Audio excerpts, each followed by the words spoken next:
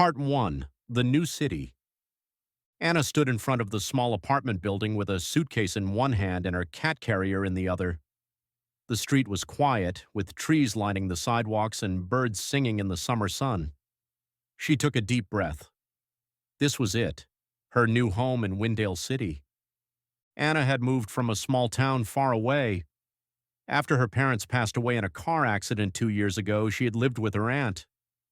But now, at 21, she wanted a fresh start. She found a job at a bookstore in Windale and saved enough money to rent a small place. The apartment was on the second floor. It was old but clean.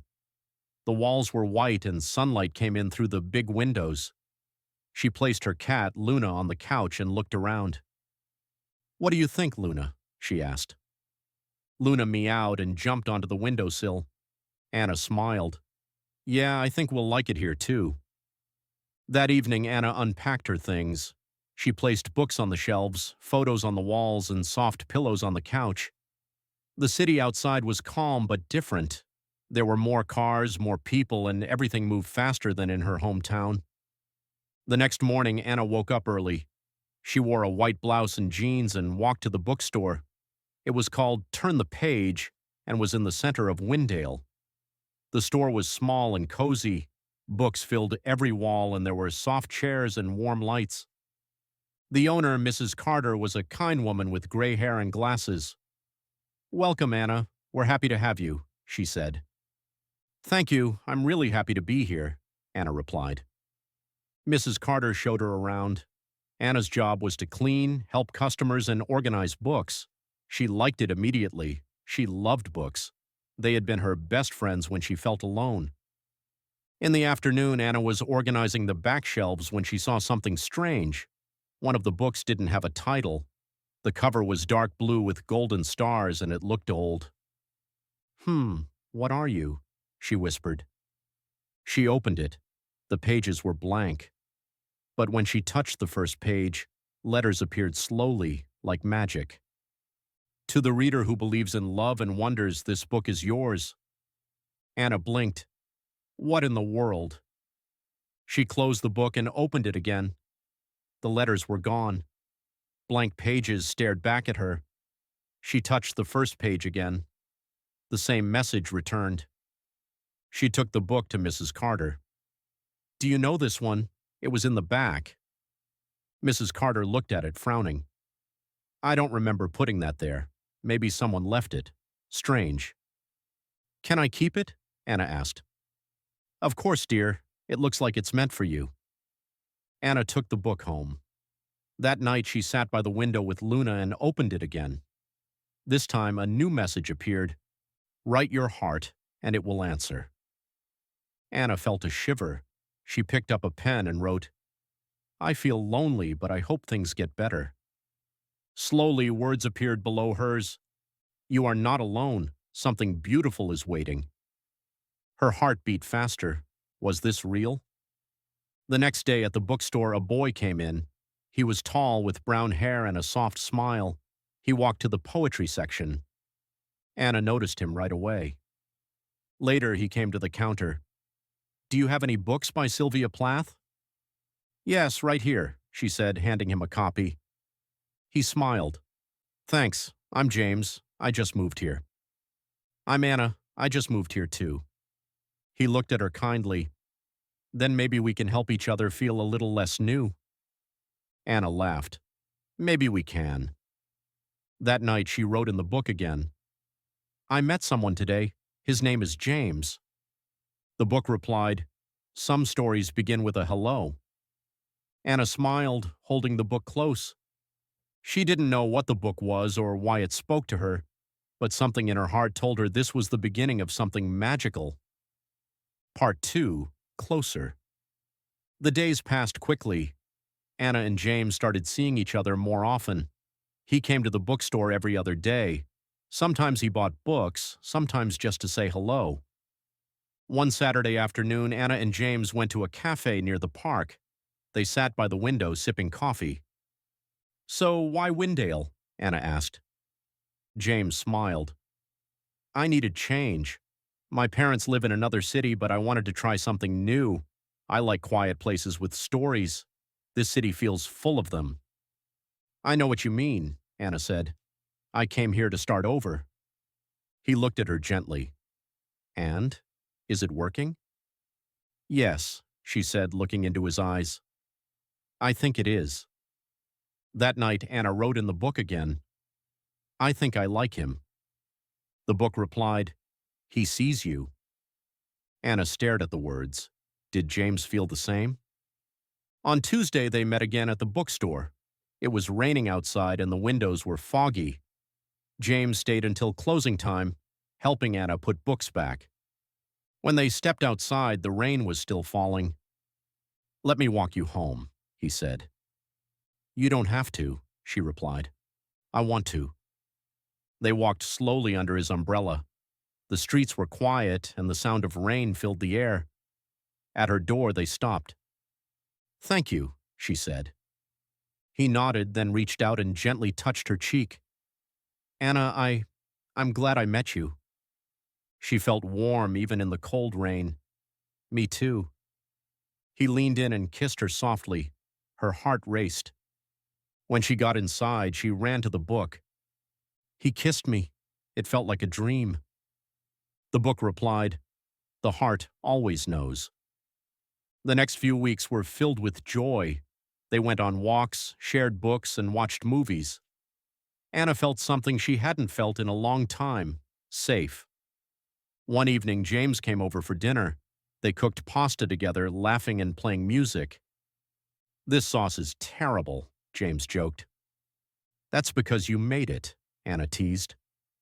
After dinner, they sat on the couch, Luna curled between them. James noticed the magical book. What's this? He asked, picking it up. Anna hesitated. It's special. He opened it. The pages were blank. Nothing's here. Anna took it gently. It only writes back to me. He looked at her with wonder. What do you mean? She told him everything, how it answered her thoughts, how it gave her hope. He didn't laugh. He didn't question. Maybe it's your heart talking back, he said softly. Anna smiled. Maybe it is. But later that night, she wrote in the book, Can I trust this feeling? Is it real? The book replied, Love is not always easy, but it is always true. Anna closed the book. Her eyes were full of tears. She was falling in love. But love, she knew, could also break your heart. Part 3. The Truth Between Us. The bookstore was quiet that morning. Sunlight fell across the wooden floor. Anna was behind the counter checking the inventory. She hadn't seen James in 3 days. At first, she thought he was just busy, but now doubt was growing. She checked her phone again. No messages. The doorbell rang. She looked up, and there he was. James walked in slowly, hands in his coat pockets, face pale. Hey, he said softly. Anna's heart jumped. Hi. He came closer but didn't smile. Can we talk somewhere private? They went to the small break room. Anna sat on the edge of the couch. James stood in front of her, looking down. I'm sorry I disappeared, he began. I didn't want to, but I needed time to think. Anna waited. There's something I didn't tell you. Back in my old city, I was in love. Her name was Lily. We were together for 2 years, but one day she just left. No reason, no goodbye. He looked up, pain in his eyes. I came to Windale because I couldn't stay in that city anymore. Too many memories. I didn't think I could feel anything again. Then I met you. Anna stood up. Why didn't you tell me? Because I was afraid. You're kind, funny, strong, and I was scared to fall again. But I did, and that scared me even more. Anna took a deep breath. James, I lost people too. I know what pain feels like, but hiding from love doesn't make it go away. He stepped closer. I know. I don't want to run anymore. I want to be with you, if you still want me. Anna looked into his eyes. I do, but I need honesty. No more hiding. I promise. They hugged. It wasn't like in the movies. It was real. A little messy, a little unsure, but true. That night, Anna sat by her window with Luna and opened the magical book one more time. She wrote, "We told the truth. It hurt, but it helped. I think we're stronger now." The book replied, "Truth is the bridge between fear and love. Walk it together." Days passed. The book grew quiet. Sometimes Anna wrote in it, but it didn't answer anymore. One afternoon, as she dusted the shelves, the book fell open by itself. A final message appeared. "You don't need me now. Your story is yours to write." Anna smiled and placed the book on her shelf. From that day, life moved forward.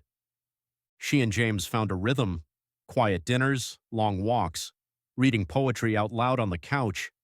Sometimes they argued, sometimes they cried, but they always talked. One rainy evening, James stood in the bookstore holding a small box. Anna looked at him. "What's that?" He opened it, a necklace with a silver star. "For you, because you gave me light when I was lost." Tears filled Anna's eyes. "Thank you." He kissed her gently. As they held each other, the city outside kept moving, but inside that little bookstore, something timeless lived. Love born not from perfection, but from patience, truth, and magic. Part 4. The Lost Pages. One morning, the sky over Windale was gray. Clouds hung low, and a strange stillness filled the air. Anna woke up with a strange feeling in her chest. Luna sat by the window, watching the street below. When Anna opened the magical book, something was different. The pages weren't blank. They were full of writing, but not hers. "What is this?" she whispered. The words were in another handwriting. They told stories of someone else: a girl named Alara, a boy named Theo. Their story was sad, a broken promise, a goodbye that came too soon. Anna turned the pages. The final sentence was, "He never knew I waited." Her hands trembled. She flipped to the next page, blank. She wrote, "Who is Alara?" The book replied, "A girl who loved, a girl who lost." James came over that evening. Anna showed him the book. He read silently. "You think this is real?" Anna nodded. "It feels real." They sat in silence. Later she wrote, "Why show me her story?" The answer came, "So you can protect your own." That night Anna had a dream. She was in a garden filled with stars instead of flowers. A girl stood there, her hair long and dark. "Are you Alara?" Anna asked. The girl nodded. "Don't run from love. Hold it while you can." Anna woke with tears in her eyes. James was beside her, holding her hand. "I had a dream," she whispered. "I know," he said. "You were crying." "I think the book wanted me to see what happens when we wait too long, when we let fear win." James leaned closer. "Then let's not wait." From that day on, Anna and James began making plans for a life together, for new adventures. They didn't know what would come, but they knew they would face it side by side, and the book, now quiet again, seemed content. Its last message, "Love remembered is sweet, love lived is forever." Part 5. The Letter in the Wall. Winter had arrived in Windale. Snow covered the rooftops and quieted the streets. Anna and James spent more evenings together, wrapped in blankets, drinking tea, and reading old poems to each other. One evening, while moving a shelf to clean behind it, Anna noticed something strange in the wall, a small space between two bricks. Inside was an envelope, yellowed with age. She pulled it out gently. It was addressed, "To the next keeper of the book." James sat beside her, curious. "Open it." Anna unfolded the paper. The handwriting was beautiful, old-fashioned. "Dear reader, if you found this, then the book has chosen you. I was once its keeper, too. My name is Marion. I lived in this apartment in 1952. The book helped me find love, just as it helped others before me. But with love comes fear, and with fear comes choice. I chose not to follow my heart. I let fear win. I lost him. But if you're reading this, perhaps you are braver than I was. Hold on to love, fight for it, and when the time comes, pass the book on. With hope, Marion. Anna pressed the letter to her chest. So many people before us. James nodded. It's like a chain, each person adding a piece. That night, Anna wrote in the book, I found Marion's letter. I won't make her mistake. The book replied, then her voice is not lost. Later that week, James took Anna to the city library.